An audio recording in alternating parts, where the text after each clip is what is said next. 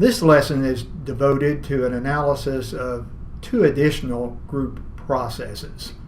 I did want to reference something that I left out in our earlier examination of risky shift. Don't assume that any time we join a group we're automatically going to buy into riskier choices or decisions. If you will reference in the study guide, there is this interesting phenomenon of what's sometimes referred to as cautious shift. Put in another way, once we become part of a group, we may again be presented with new ideas, maybe things we had never thought about before, and rather than charging ahead with some sort of risky plan or notion, we might literally take a step back. Some cultures and subcultures emphasize much more a strong sense of group community, a communalism within the group, all of us kind of working together. And this can also work to stifle risky shift. So keep that in mind, if you will. Now, the first of two processes we'll examine in this lesson relate to some information you will find in your text. I didn't include anything in the study guide, but focus on chapter 5 and focus first on the power of peer pressure. This is best illustrated by a famous experiment conducted by Ash.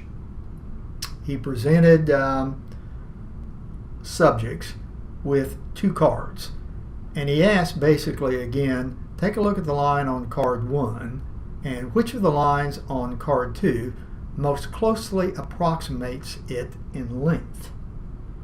Now, if you were asked that question privately, there's a 99% chance you would correctly pick line A.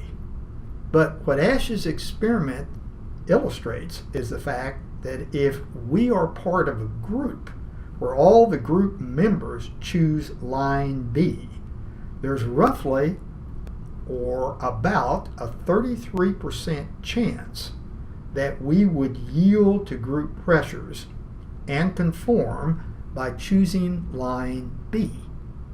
One of Ash's students, a man by the name of Milgram, built on this notion and initiated a very fascinating experiment having to do specifically with authority and obedience. Literally, it kind of boils down to the question, well, what if Hitler asked you to execute a stranger? Would you do it? Now, the Milgram experiment is explained in the text in chapter 5, and it involved basically putting subjects in an interesting situation, scenario, or circumstance. Specifically, again, two subjects were involved.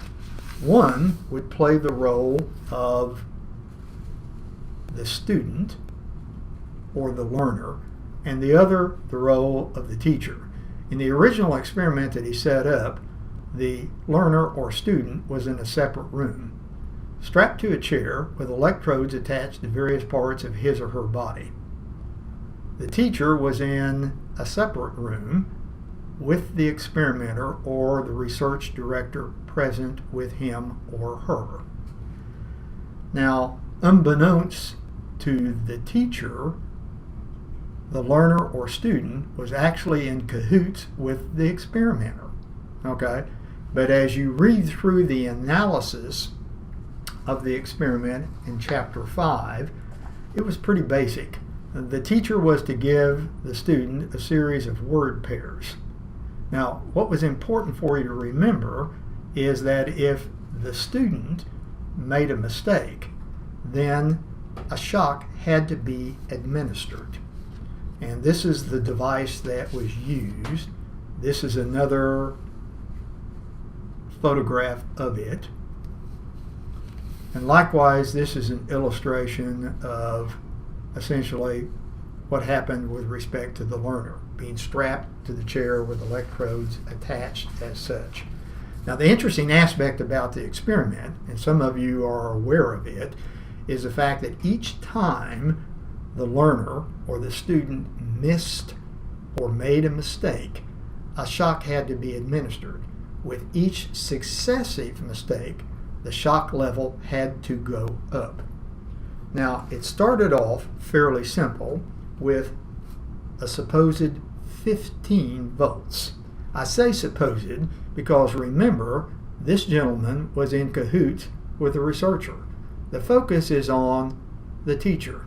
How far will the teacher go in terms of administering shocks? So the idea was, we'll start with 15, and Milgram wondered how many would go all the way to the end. All the way to the end. Let me back up just a moment and ask you to look at the machine. So over to the left, 15 volts. Now if you go all the way to the end, beyond the edge of this photograph as such, as you can see here, we're starting again with 15 volts here, all the way over here, 450. And again, although you can't make it out here, there were, again, if you want to call them warnings or statements over some of the toggle switches, like slight shock, moderate shock, strong shock, very strong shock, intense shock. And as you got up here closer to the right side, you had the heading of extreme intensity shock. And then just before you got to the end, about 375 volts, danger, severe shock.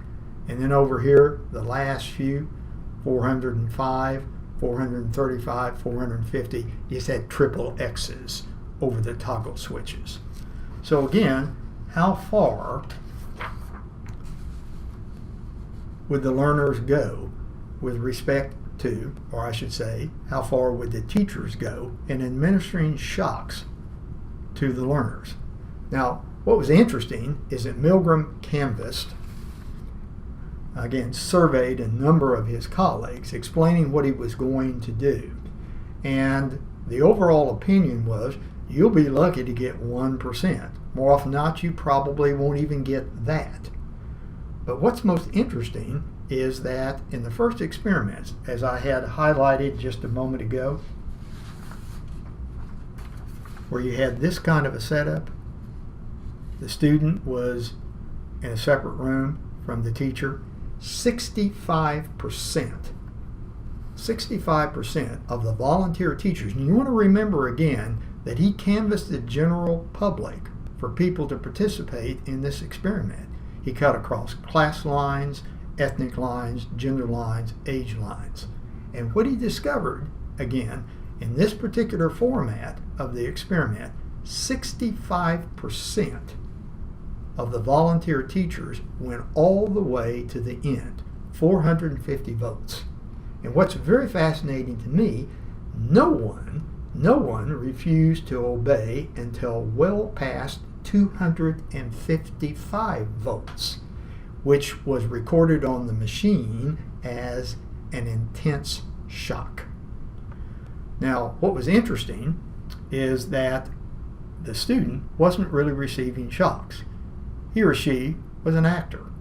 And after a while, when the shock level got higher, this person started complaining. I don't like the pain. I just had heart surgery. Please stop. And again, Milgram was interested, would this cause the teacher to hesitate? And interestingly enough, none of these people, again, seemed to be committed to the idea of giving pain. They weren't delighting in it. Most of them were very stressed by what was going on. And when, on a couple of occasions, some would stand up and say, well, shouldn't we go check on him? I mean, we haven't heard from him. It's gone quiet. A while ago, he was yelling in pain as such. You want to remember, all the experimenter or the research coordinator would end up doing is responding with, please continue. It's essential that you continue. The experiment requires you to continue. He or she did not have a gun on their hip. They weren't putting it to this particular person's forehead and say, do it, or I'm going to blow your brains out. Again, these individuals were following what they thought were legitimate instructions. They transferred, displaced, so to speak, any of their concerns onto the experimenter. He or she must know what's going on. They're the scientist. And all the scientist was telling them is, yes, the shocks are painful, but they will not cause any permanent damage to the tissue. Now, even when he moved the experiment out of an impressive laboratory environment into a dingy basement, no change. When he shifted from male subjects to female subjects, no change. Class didn't figure into this. Ethnicity didn't figure into this. In the end, it is apparent that the teacher was interpreting the instructions being given to them as legitimate. Now, in part, Milgram was interested in doing this experiment because of, again, so-called war crimes. People who had committed horrendous acts in war. Why were they doing this? And what interested him the most was their defense.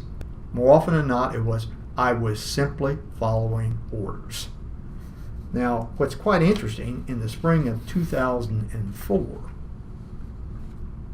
it was revealed to the general public that American soldiers who had been military police guards in a prison in Iraq, known as Abu Ghraib, had engaged in severe torture of Iraqi prisoners of war. Some of you probably have seen these photographs and are aware of what took place. In part, this can relate back to the Milgram experiment itself. It suggests that ordinary soldiers, these are folks who are not corrupt and cruel and vicious and mean. They didn't have demented personalities, but they would engage in these acts of torture, particularly if they believed they were under orders, strict orders to do so, or if they believed they wouldn't be punished for what they were doing. So the behavior of the guards was not indicative of their unbalanced personality, but the social structure as well as group pressures involved in the situation. Could any of us do this under certain circumstances when we interpreted the instructions we were receiving as legitimate? Well, it's something to think about. Also, bear in mind that this experiment generated an enormous amount of debate as to the ethical character of what was taking place. I'll go back and finish off with the point that I made earlier. And don't forget this. Remember, the teacher didn't really know that the student was not receiving shocks. As far as he or she was concerned, this person was experiencing genuine pain.